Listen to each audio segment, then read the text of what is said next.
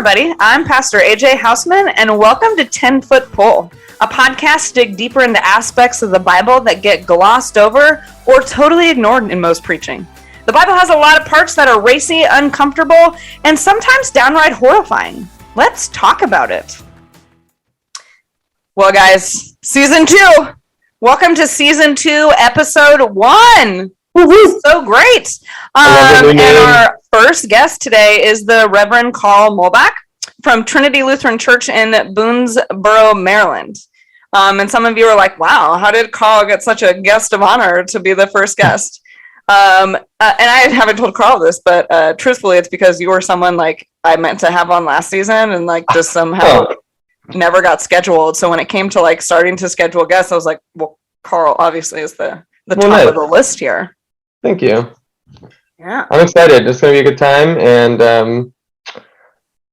this is going to be a great time. So we get to start off the church year this time. So happy New Year church year to everyone. Yeah, that's great. The church year starts with Advent, which is the Sunday right after Thanksgiving. And it's this 4 weeks before Christmas. And so that's kind of where we start just with the whole new year. So what we're going to talk about today is going to be for Sunday, November 27th. Yeah, so Advent, right, literally means the coming or arrival of something. We think of like the advent of something, right? And so it's the same thing even in the church, the coming of Jesus. And we're all getting so happy and ready for Christmas. And then this gospel text comes up in the first week, and it's apocalypse. Well, that happens a lot. So that's what I was going to say, like, happy Advent. And also to all the preachers out there that may be listening, I'm sorry. I feel bad. Advent's a really tough preaching season, I think. Why? Because everyone sitting on the pews wants you to talk about, like, there's a nice, baby. We want to hear a pre-baby sermon, right? But that's not really. We just had babies last year, didn't we? We did, yeah. That actually was really like I had to like really check myself because that's all I wanted to talk about was like babies during that time. Anyways, but it's the gospel lessons leading up don't necessarily talk about about baby Jesus at all. Nope. 7 pounds. Nope. Yep. Nope. Instead, it alludes more to this second coming, right? So, as Karl talked about this coming, right? So, Advent comes from the Latin word Adventus, but the Greek word that we see in the New Testament is parousia, which is when we see that, it's always about the second coming of Christ. So that's often what we get to talk about during Advent. So we get to talk about the end of the world, and then everyone in the church is like, "What? Why are you bringing down my Christmas spirit?" That's right. Yeah, and we don't even really talk about the second coming that often, do we? I mean, we think about like kingdom come. But we don't really recognize what we're saying when we say those words in the Lord's Prayer, right? Your kingdom come, or your will be done, and that's what happens in the second coming, or is supposed to happen. Yeah. Well, let's read the lesson, and then we'll dive into it. Because I was about to just like immediately go with what you said there, and then I was like, nope, we gotta bring in the Bible verse. All right. So we're gonna read Matthew 24. Verses 36 to 44, and this is the New Revised Standard Version. Jesus said to the disciples, "About that day and hour no one knows, neither the angels of heaven nor the Son, but only the Father. For as the days of Noah were, so will be the coming of the Son of Man. For as in those days before the flood, they were eating and drinking, marrying and giving in marriage, until the day that Noah entered the ark. And they knew nothing until the flood came and swept them all away. So too will be the coming of the Son of Man. Then 2 will be in the field, 1 will be taken and 1 will be left. 2 women will be grinding meals together, 1 will be taken and 1 will be left. Keep awake, therefore, for you do not know on what day your Lord is coming. But understand this, if the owner of the house had known in what part of the night the thief was coming, he would have stayed awake and would not have let his house be broken into. Therefore, you must also be ready, for the Son of Man is coming at an unexpected hour. The Gospel of the Lord. Thanks be to God. The Gospel according to Mad Eye Moody. Yeah. Constant vigilance. That's all I hear when I read this too. Also, so both Karl and I started laughing a little bit when we were talking about the Noah's Ark portion of this. This just... I love the comparison here of this. I mentioned this to Karl before we started recording. Is I just absolutely love the Noah's Ark story, and it always is a little kid story, right? Yeah, it's always funny to me because it's like our favorite story that we tell little kids. Like, oh, the ark, and he takes 2 of each of the animals, and they're really cute. By the way, I love the depictions of like having 2 male lions going into the ark that people try to paint. Like, oh yeah, that'll work, right? Mm-hmm. Yeah. We love it. Yeah, but like this is like the real story, right? Like God killed everyone. Like that's flooded the entire earth and drowned everybody. And I just love how like the author Matthew just really talks about it. They were just living their lives and had no idea until the flood came and just killed everybody. No, I think my question is here, right? So what like be constant vigilance, be ready for it. What were these people supposed to do? They weren't invited. Were they going to like swamp the ark if they knew it was coming? What? Yeah, right. I mean, doesn't actually make sense. Yeah, no one was supposed to like warn everybody and tell everyone, but no one would listen to him. He just seemed like a kind of wild grump. Maybe they were supposed to make their own boats. I guess so. Anyways, didn't happen. But it is interesting. So one thing that I want to point out, if we just like, do a little bit of intro into the synoptic gospel situation. So this passage from Matthew is actually more of an extrapolation of Mark 13, 32 to the 36, where the Gospel of Mark talks about this. And I don't know if I've ever explained like the synoptic gospel thing on the podcast before. If I have, just fast forward a little bit. But so like Matthew, Mark, and Luke are called the synoptic gospels because they tell the same story. Mark is the shortest and is considerably older, so it's the oldest one. And my favorite gospel, by the way. It's yours? You're a Mark fan? Oh wow, okay. I always think Luke's my favorite, but then I realized that like I preach the best out of Matthew. Yeah. So like, I think so too. Matthew's really easy to preach, I feel like. Yeah, my best preaching work has come out of Matthew. So it doesn't come out of John though. But well, anyways, he has his own year. Yeah. Well, that's why, right? So this is the church 3-year cycle that we have is based on, we follow Jesus' story through one of these synoptic gospels.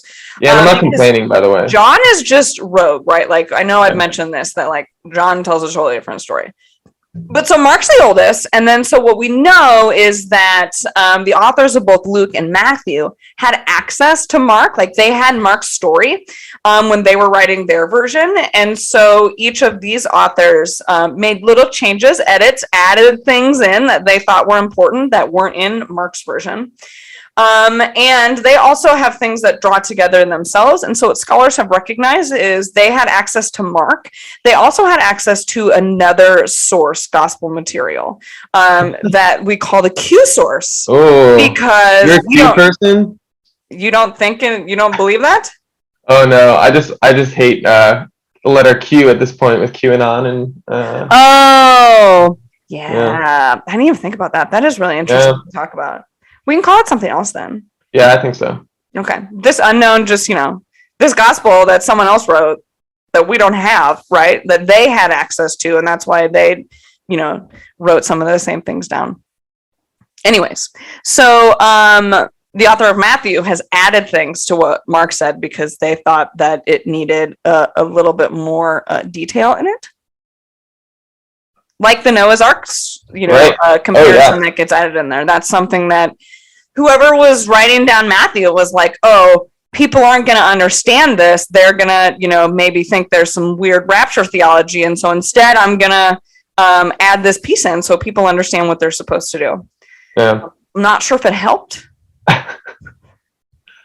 Well, and the other thing about the fact that this is coming up in Advent is it's nowhere near like the beginning of the Gospel of Matthew. I mean, it's at the tail end. Oh yeah, no. Right after this. This is in Jesus's like last speech. Right. Yeah. Yeah.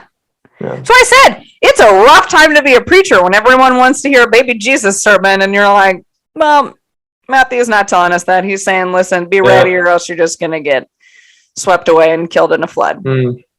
Merry Christmas. Happy New Year. Yeah. That though, so this part of Matthew kind of coupled with First Thessalonians is where rapture theology comes from. So rapture theology is an eschatological position, meaning about like the end times afterlife stuff, held by some Christians, particularly those in American evangelicalism. Yeah. Of course, right? So they think that at some point in time, like a rapture is going to happen for the second coming of Jesus, where the true believers are going to be taken up to heaven. And then Jesus will come, and there'll be those 7 years of tribulation before the end, or 1,000 years? No, 7. It's 7 years, and then 1,000 years of the Messianic kingdom. That's what it is. Right.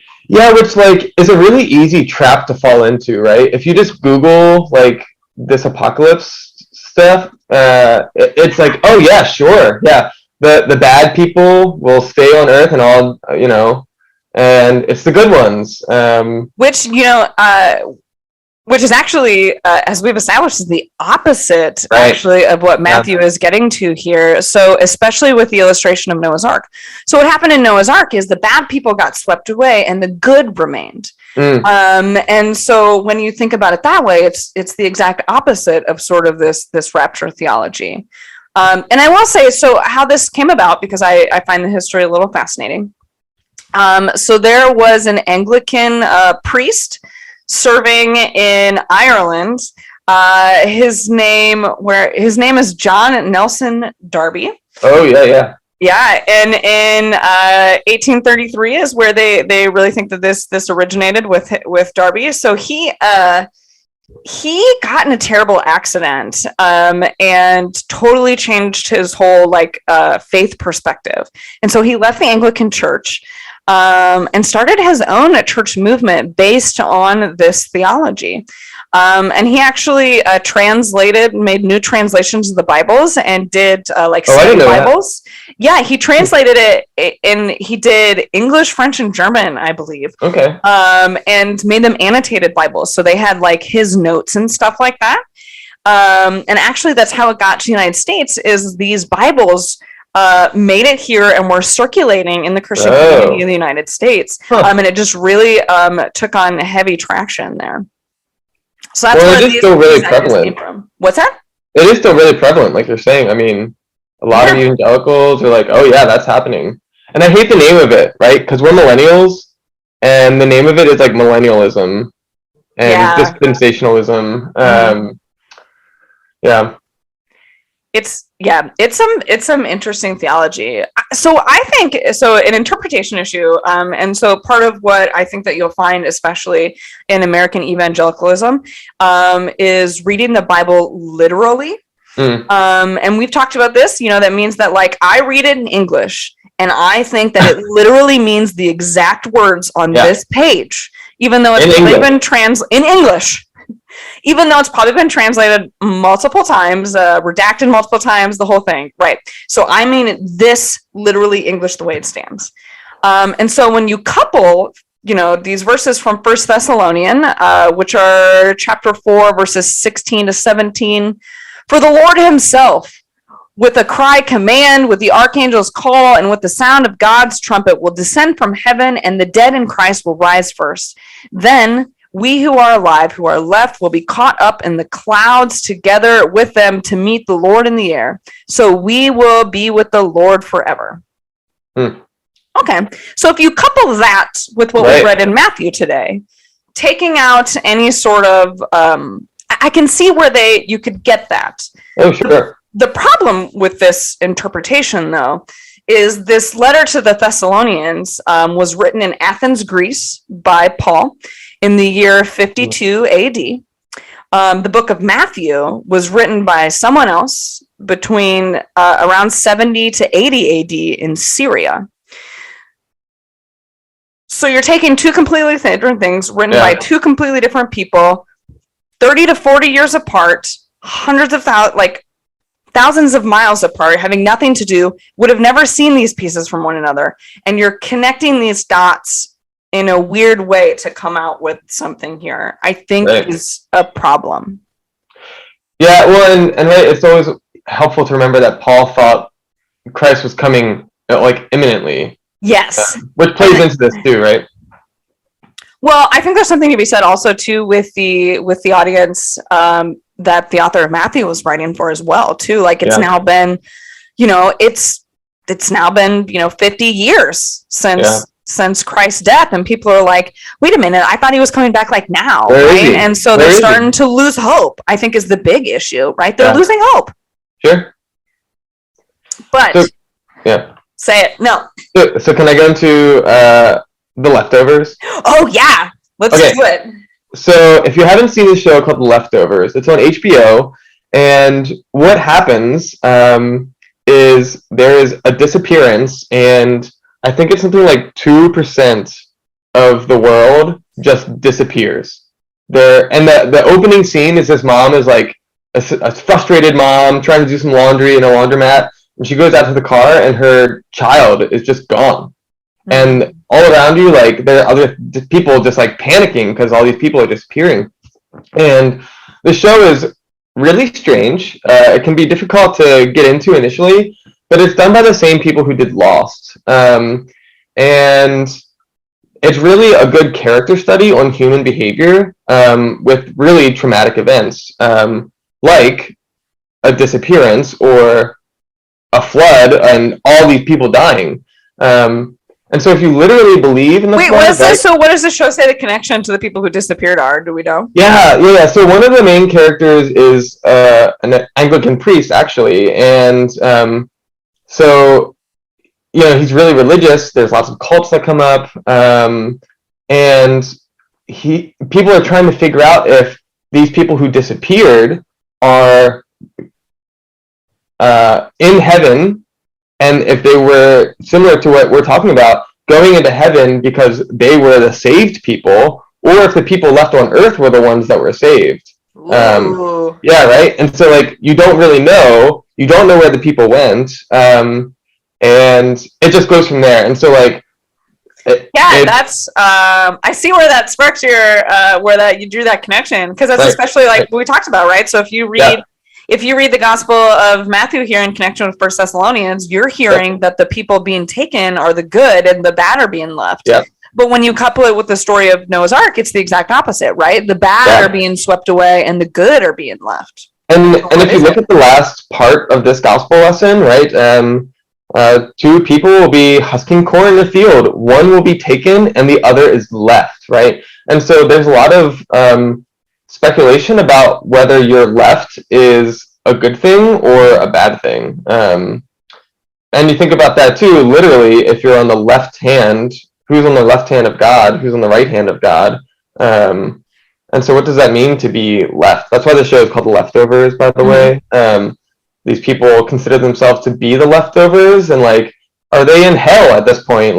Just living on earth? And I mean, they went through this trauma where they just lost their loved ones. And so it's a really good character study of how we react to these things. And I tried to do the numbers for this pandemic, and we're nowhere near 2% of global disappearing. It's something like 0.0008%. But it's still, look at what's happening since the pandemic. That actually makes you think what 2% would actually look like. That's crazy, actually. It's over, I think I tried to do the math again. It's it's over 1 trillion people. I mean, I either performed or went to 7 COVID-related funerals in the first year of the pandemic. I did 6 in the first 6 months. Yeah. So just think about what if that's the 0.000 whatever percent, what 2% would actually be like. I know. It's crazy. Yeah. So anyway, The Leftovers, highly recommend, especially with this gospel. It is a bit strange.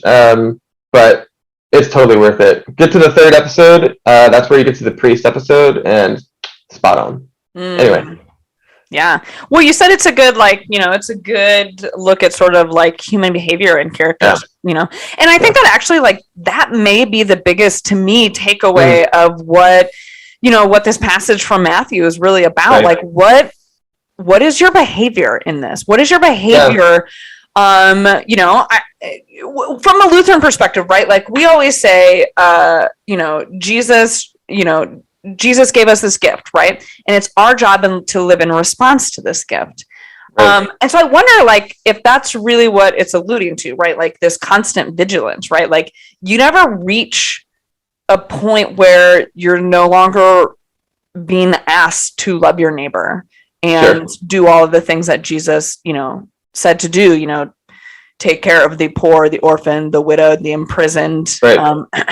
All of those people. Set the oppressed free. Yep.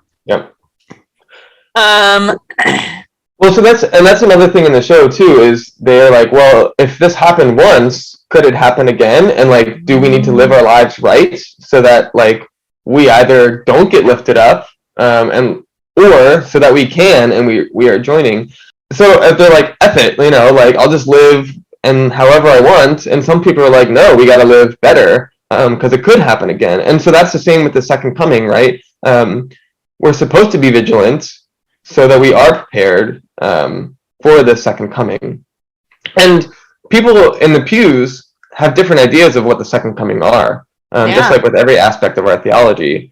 Some people literally think that we are in the end times, right? Earthquakes, famine, plagues, hurricanes. There's another one coming. Political, right? In Florida too.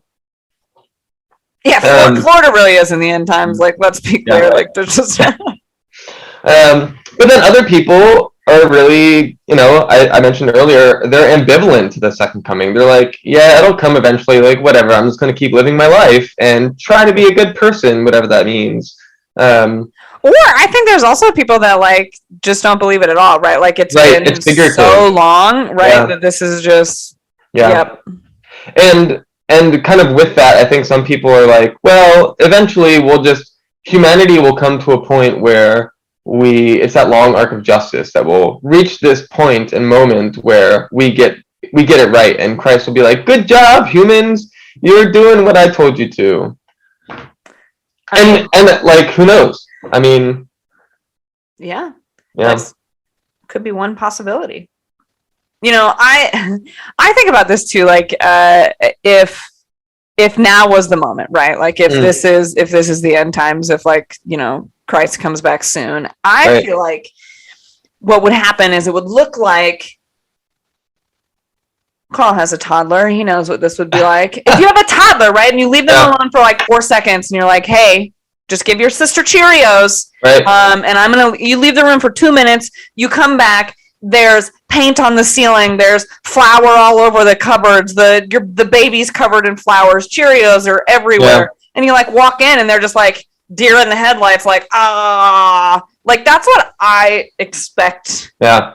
What would it like if Jesus walked in right now and was like, what the hell are you doing? Jesus is the judge. And like, how would Jesus judge that? Right. Like, oh, you tried, toddler. You tried to feed the Cheerios. I told you to do one thing. Feed the child.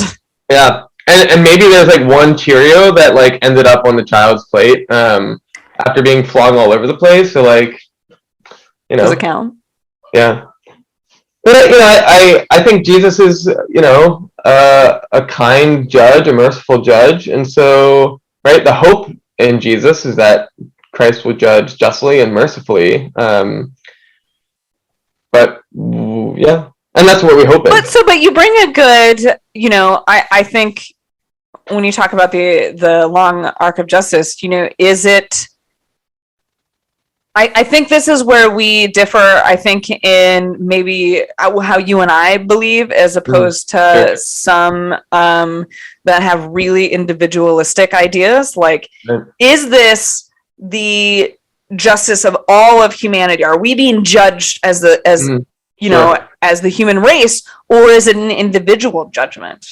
Yeah, right. And that's kind of the story of God long term. I mean, the Old Testament largely has to do with God's relationship with Israel, right? And it's a fraught relationship at times, because they as a people mess up, just like we all do. And so, yeah, it is. There are people who are like, it's really individualistic. And I think sometimes Luther has a little bit to do with that. He was kind of a more individualistic guy.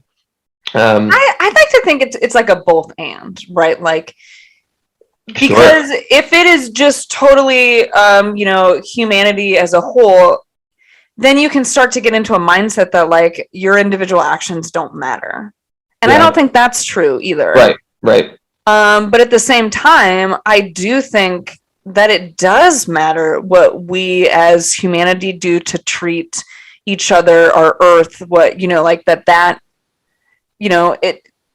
it's not an individual, like it does matter what we as a humanity do. Because I don't think I agree or come down on the side where like, yep, Jesus is gonna pick and choose. These are, you guys did good, you guys did bad. And I know that like if you read scripture a certain way, it can you could come out with that mindset. Especially literally, it's really easy to go that route, with the literal mindset for sure. Well, again, I know I have preached about this in the past, so if anybody's listening from my former congregations, they should know this.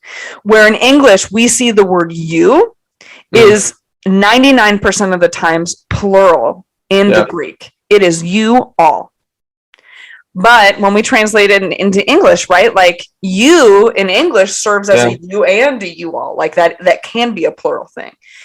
But then all of a sudden people are only reading it as the singular when that's not actually true. The Greek is a you all. Well, and just like in this, I mean, the word one in here is a feminine one in some places, like for the two women husking corn in this case.